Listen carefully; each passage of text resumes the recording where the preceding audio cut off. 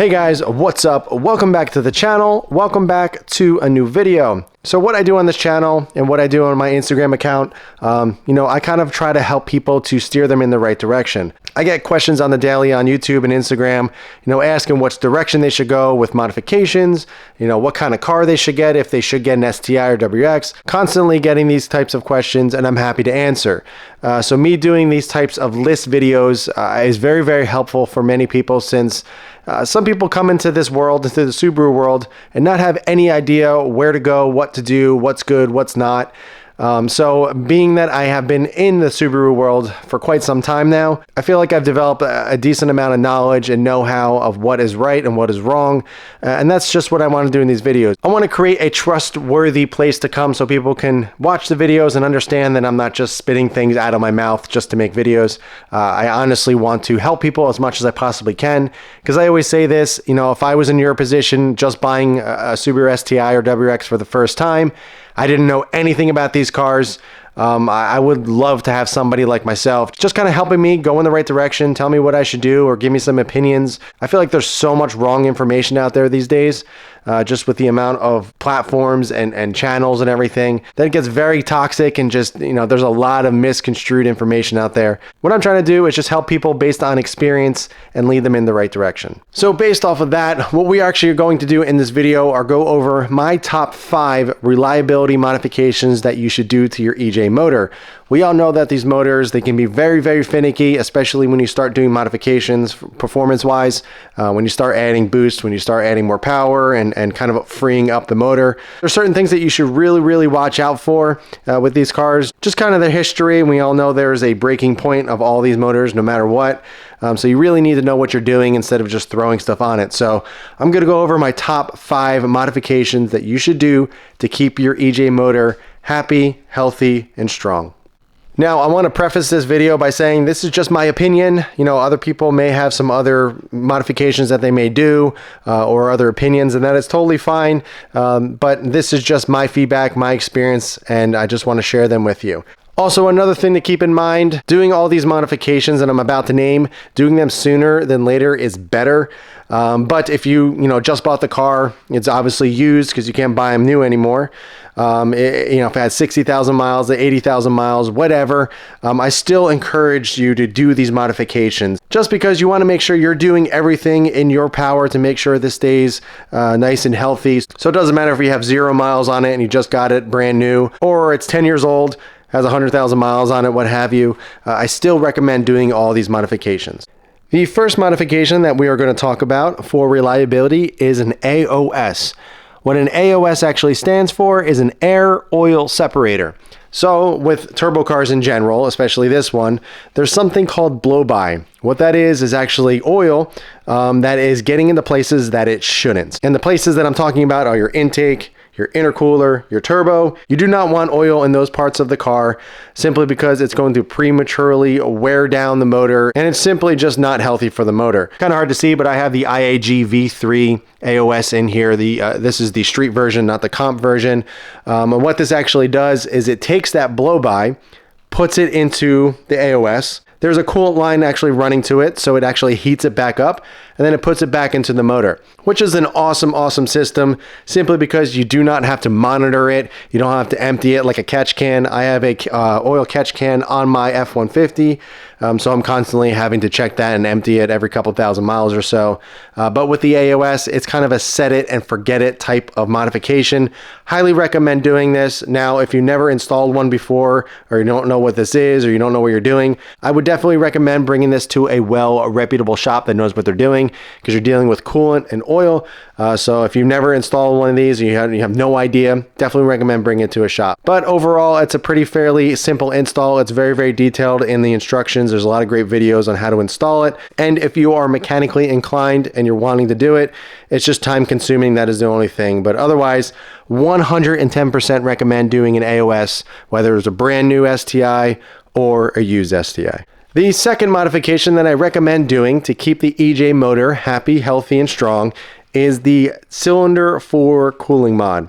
You cannot see it in this crazy mess right here, but essentially cylinder 4 is where most of the detonation happens in these motors. And the reason for that, or a big reason for that, is because of the unequal length headers, the stock headers.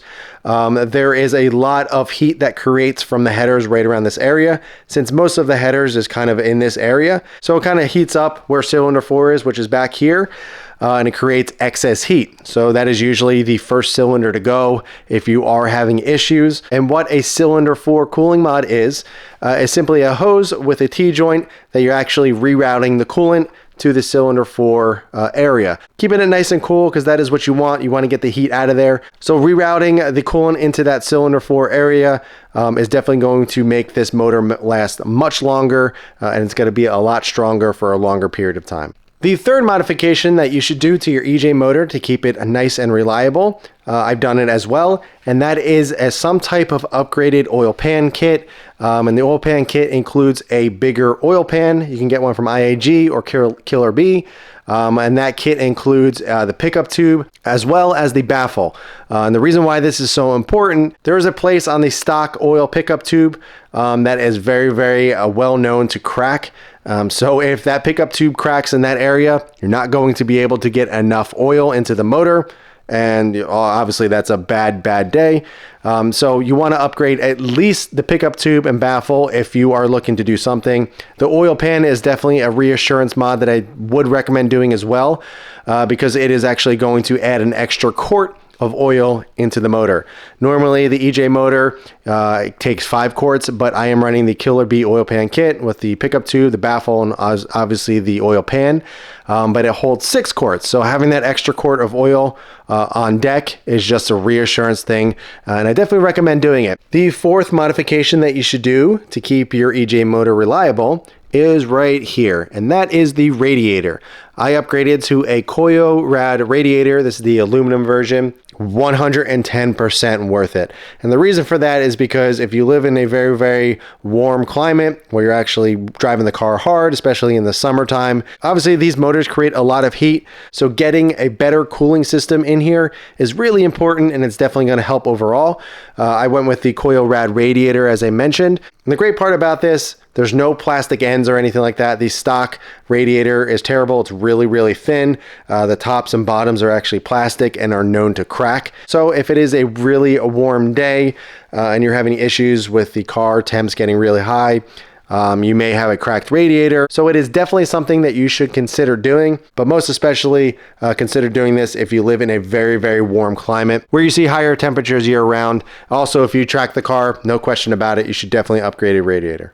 My fifth and final modification that I would recommend doing. Now this is kind of controversial since a lot of people are crazy about going with this modification. 99% of the reason why I did go to this modification was for reliability. I kind of went over earlier, and that is equal length headers. If you look down in this area, you can kind of see them, the white. Those are Killer B Holy headers. They're coated in Swain Tech, so it has a nice ceramic coating on it, so it helps with the heat as well. Yes, it does get rid of the Subi rumble, especially at the higher RPMs, but when you start the car and you're kind of just cruising around town, there is still a rumble, so it doesn't get rid of it totally.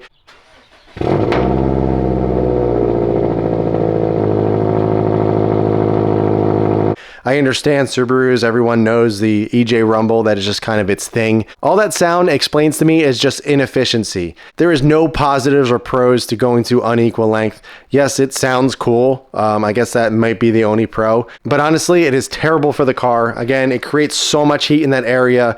It's super inefficient. You can make so much more easy power with equal length headers. When I went to stage 3 and I did all the fueling upgrades and everything, that's when I did the equal length headers, and the headers alone is what made me get to where my power level was at. You know, normally if you just went stage 3 and kept the unequal length stock headers, you would probably be around, I don't know, 315, 320. But since I went up to equal length, I was up around 350 horsepower. So definitely a lot of gains for just the headers alone. And it takes that heat away from the cylinder 4, kind of disperses it much more evenly. And plus the Swain Tech coating really helps as well. Again, I understand if you don't want to go down this route, but if you want to keep this as reliable as possible, and you want to modify the car, I definitely recommend going to equal length. I get it, the Subaru Rumble, you know, it's very, very iconic. But if you look at all the rally cars and the Rally X cars and everything like that, none of them have the Subaru Rumble. They all have equal length headers. They all sound insanely awesome. And I know you guys have heard my car before. It sounds insane. I absolutely love it.